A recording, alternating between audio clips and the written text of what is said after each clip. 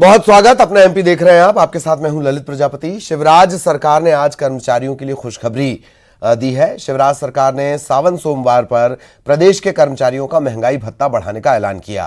प्रदेश के सरकारी कर्मचारियों के महंगाई भत्ते को 31% से बढ़ाकर 34% कर दिया गया है, यानी कि कर्मचारियों का महंगाई भत्ता 3% बढ़ाया गया है। अब केंद्र के कर्मचारियों के बराबर राज्य के कर्मचारियों को भी महंगाई भत्ता मिलेगा।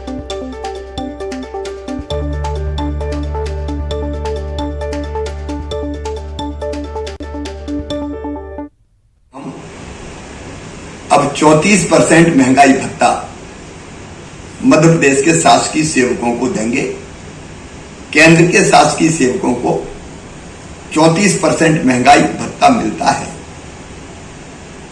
ये फैसला अगस्त माह के वेतन जिसका भुगतान सितंबर में होगा उससे हम लागू कर रहे हैं। शासन के ऊपर लगभग 625 करोड़ रुपए का अतिरिक्त वित्तीय भार आएगा, लेकिन 7.5 लाख से ज्यादा कर्मचारी बहनों और भाइयों को इसका लाभ मिलेगा और इसलिए उनकी बेहतरी के लिए हमने ये फैसला किया है। शुभकामनाएं।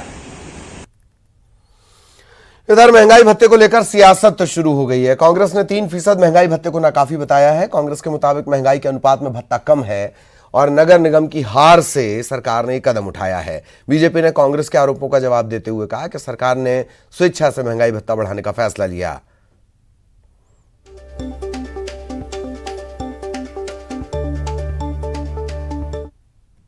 सरकार ने अभी देख लिया कि किस तरीके से पंचायत स्तर पर, नगरीय निकाय स्तर पर उन्हें हार का सामना करना पड़ा। उसी को देखते हुए उन्होंने केंद्र की तरह डीए बढ़ा दिया है 3%, जबकि कर्मचारी पिछले 1 साल से मांग कर रहे थे कि डीए बढ़ाना चाहिए, परंतु तब तो बढ़ाया नहीं।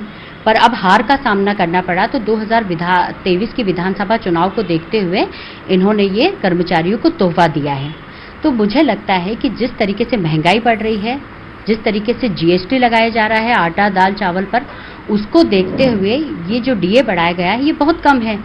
देखिए, सीमित संसाधनों के बावजूद, आर्थिक चुनौतियों के बावजूद लगातार मध्य प्रदेश आर्थिक प्रगति कर रहा है, तो उसमें हिस्सेदारी कर्मचारियों की भी हो, लाभ मिलने की दृष्टि से, उनके कल्याण की दृष्टि से, तो मुख्यमंत्री जी ने बिना मांग के, यानी कर्मचारियों का कोई आंदोलन नहीं हो रहा था, ना कोई कर्मचारी मांग कर रहे थे, बिना मांग के उन्होंने ये सौगात दी है। और आने वाले समय में जिस प्रकार से मध्य प्रदेश बढ़ेगा तो उसमें सबकी हिस्सेदारी, यानी गरीब कल्याण की भी, किसान कल्याण की भी, कर्मचारी कल्याण की भी भागीदारी होगी। मुखिया मुखसो चाहिए, खान पान को एक, यानी सभी पक्षों को देखते समझते हुए आगे बढ़ने की जरूरत होती है, जो मुख्यमंत्री शिवराज सिंह चौहान जी कर रहे हैं। और अब रीवा से बड़ी खबर। नगर निगम अध्यक्ष पद पर बीजेपी ने कब्जा कर लिया है। वेंकटेश पांडे नगर निगम के अध्यक्ष बने हैं। नगर निगम अध्यक्ष पद के लिए निर्वाचन प्रक्रिया संपन्न हो गई है। बीजेपी ने अपना स्पीकर बनाया है। भाजपा की तरफ से वेंकटेश पांडे नगर निगम के अध्यक्ष बने हैं। कांग्रेस महापौर अजय मिश्रा बाबा ने खरीद फरोख्त का आरोप लगाया है। बीजेपी प्रत्याशी वेंकटेश पांडे को 45 में से 26 वोट मिले हैं।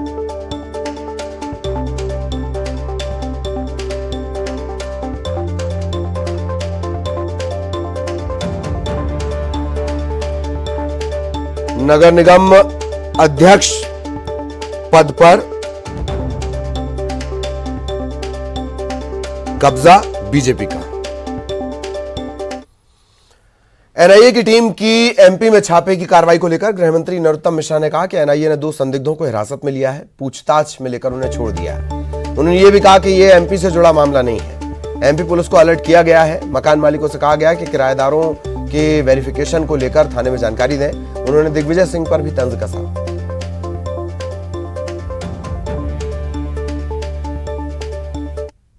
पूछताछ की दृष्टि से इनको हिरासत में लिया था और पूछताछ के बाद में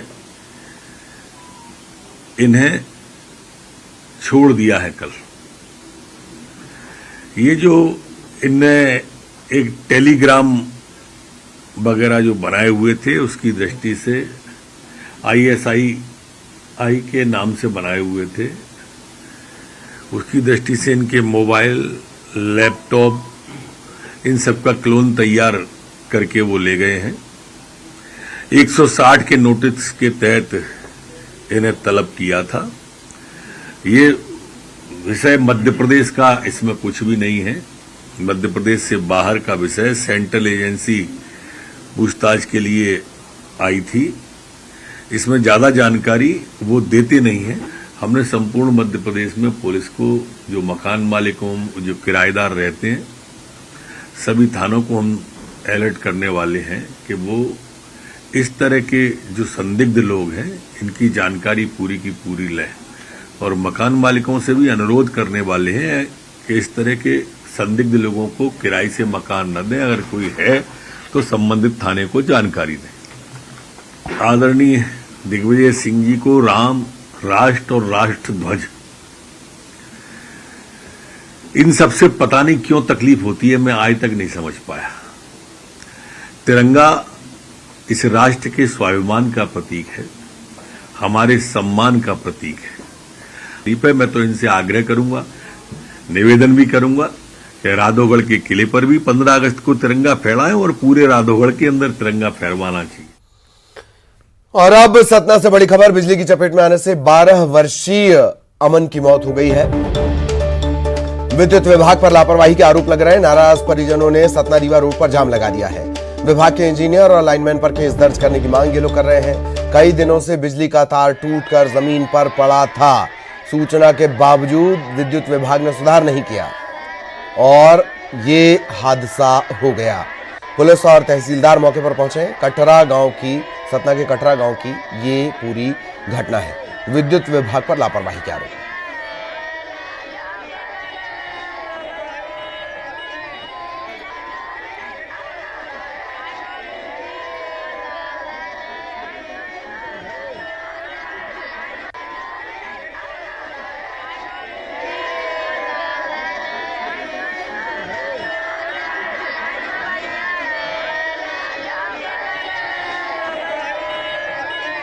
और अब खबर शहडोल से, जहां मानवता शर्मसार हुई है। मेडिकल कॉलेज से दिल झकझोर देने वाली तस्वीरें सामने आई हैं। लकड़ी पर बांधकर बाइक से एक युवक अपनी मां का शव ले गया 80 किलोमीटर दूर तक। इसका जो गांव था वो 80 किलोमीटर दूर था।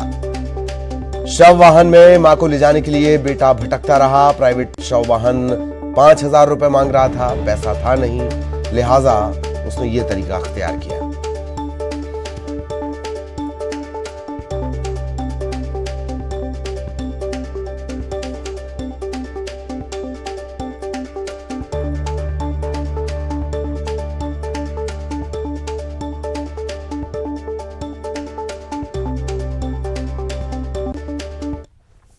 खबर टीकमगढ़ से, जिला पंचायत सदस्यों को नई गाड़ियों से रवाना किया गया। खरगापुर के विधायक राहुल सिंह के साथ इस तरह का एक फोटो वायरल हो रहा है। जिला पंचायत सदस्यों को नए वाहनों के साथ भेजा गया और जब ये फोटो वायरल हुए तो कांग्रेस ने खरीद फरोख्त के आरोप लगाए हैं। विधायक राहुल लोधी पर खरीद फरोख्त के आरोप लगे हैं। विधायक की जो पत्नी है वो जिला पंचायत अध्यक्ष बनी है और जिला पंचायत सदस्य नए वाहनों पर रवाना हुए हैं। मध्य प्रदेश में भारतीय जनता पार्टी ने जनपद पंचायत, जिला पंचायत चुनाव प्रशासन के दुरुपयोग से एवं धन बल के आधार पर भ्रष्टाचार करके जीते हैं।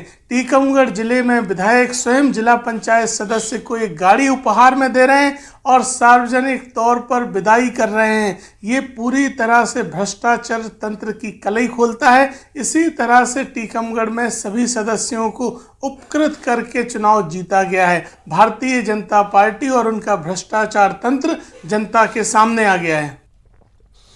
खबर दमोह से, नगर सरकार के लिए गंगा की सौगंध दिलाई गई। पथरिया के जो पार्षद थे उन्हें गंगा किनारे ले जाकर शपथ दिलाई गई। उत्तराखंड के ऋषिकेश में ये शपथ दिलाई गई। हालांकि वीडियो पुराना है, अब ये सामने आया है। गंगा की शपथ दिलाते ये वीडियो वायरल हुआ, गंगा जल की शपथ दिलाते। इस वायरल वीडियो में पथरिया नगर परिषद से जीते हुए 8 पार्षदों ने शपथ ली है। बीजेपी के 4, बीएसपी का 1 और एक निर्दलीय पार्षद शपथ ले रहा है। बीएसपी पार्षद को अध्यक्ष पद पर वोट करने के लिए शपथ दिलाई गई। बीजेपी के 4 पार्षदों को उपाध्यक्ष पद पर वोट करने के लिए कसम दिलाई गई। बीजेपी के जिला महामंत्री गोपाल पटेल ने ये शपथ दिलाई। हम कहते हैं कि इस वादे से मुकरेंगे नहीं, अगर इस वादे से मुकरते हैं तो परिणाम गंगा मैया जाए। सीहोर जिला पंचायत चुनाव में बीजेपी को प्रचंड जीत मिली थी। अध्यक्ष और उपाध्यक्ष दोनों पदों पर बीजेपी सत्ता की कुर्सी पर काबिज हुई। अब यहां का भी एक वीडियो जो पंचायत चुनाव के पहले का है वो वायरल हो रहा है। इसमें निर्वाचित जिला सदस्य गंगा नदी में बड़ी सी बोट में बैठे हैं, हाथ में गंगा जल लिया है, प्रण कर रहे हैं कि वो बीजेपी का साथ देंगे। वायरल वीडियो की पुष्टि न्यूज 18 की टीम नहीं करती है।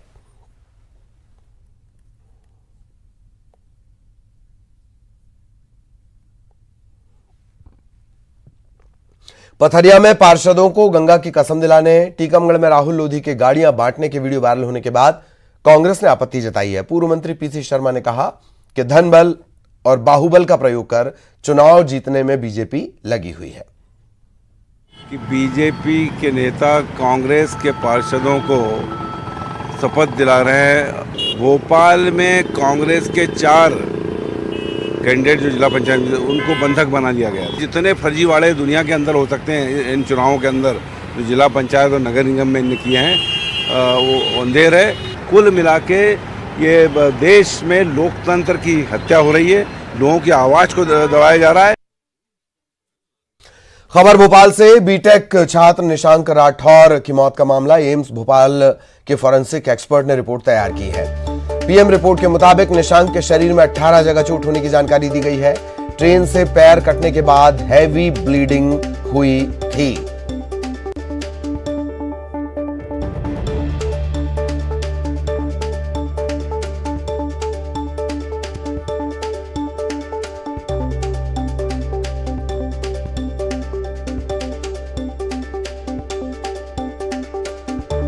स्टूडेंट निशांक राठौर की मौत के मामले में एम्स की रिपोर्ट आ चुकी है, क्योंकि एम्स में ही पोस्टमार्टम किया गया था।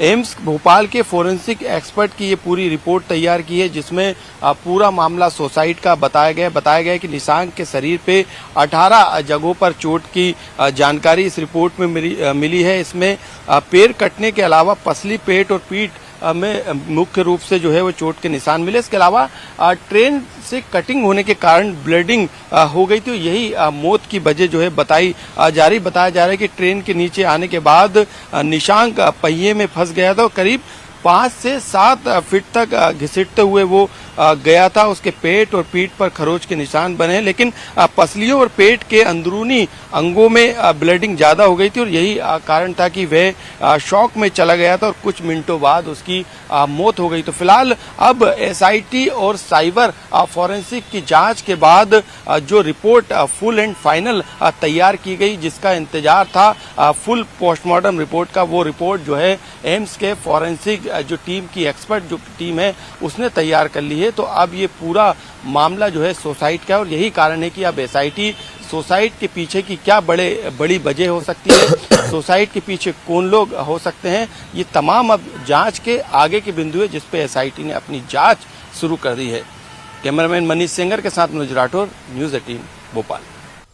खबर भोपाल से। एमपी में आईएसआईएस आतंकी केस में बड़ा अपडेट है। एनआईए की गिरफ्त में आए जुबैर और अनस के बैंक अकाउंट खंगाले जा रहे हैं। विदेशी फंडिंग के सबूत मिले हैं। दोनों संदिग्धों के परिजनों के अकाउंट भी खंगाले जा रहे हैं। फंडिंग की मदद से युवाओं का ब्रेन वॉश कर मॉड्यूल से उन्हें जोड़ा जा रहा था। स्लीपर सेल नेटवर्क चलाने के लिए महिलाओं की आईडी और अकाउंट का इस्तेमाल किया जा रहा था। आईएसआईएस मॉड्यूल के स्लीपर सेल प्रदेश के कई जिलों में सक्रिय हैं। सोशल मीडिया के जरिए जिहाद का जहर फैलाया जा रहा था। दोनों संदिग्धों से मिले मोबाइल फोन, लैपटॉप की जांच भी तेज कर दी गई है।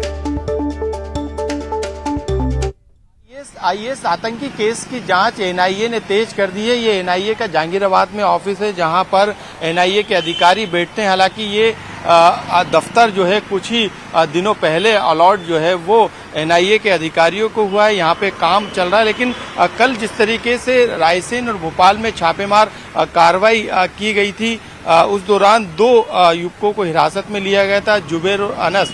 उनसे फिलहाल जो है पूछताछ की जा रही है। कई तरीके के एंगल जो है एनआईए की जांच में निकलकर सामने आए। एनआईए की गिरफ्त में जुबैर और अनस के जो अकाउंट है